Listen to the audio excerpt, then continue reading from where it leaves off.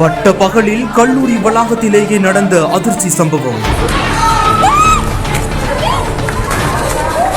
உத்தரப்பிரதேச மாநிலம் பனாரஸில் உள்ள யூபி கல்லூரியில சூரிய பிரதாப் சிங் என்ற இளைஞர் மர்ம நபர்களால துப்பாக்கி சூட்டில் சுட்டுக் கொல்லப்பட்ட சம்பவம் பெரும் பரபரப்பை ஏற்படுத்தி இருக்கு.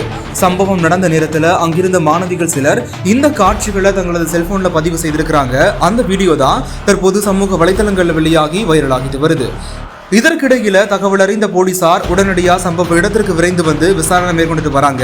மேலும் கல்லூரி வளாகத்திற்குள்ள நுழைந்து துப்பாக்கி சூடு நடத்திய மர்ம நபர்கள் யார் என்பது குறித்தும் தீவிரமா தெரிவித்து வராங்க.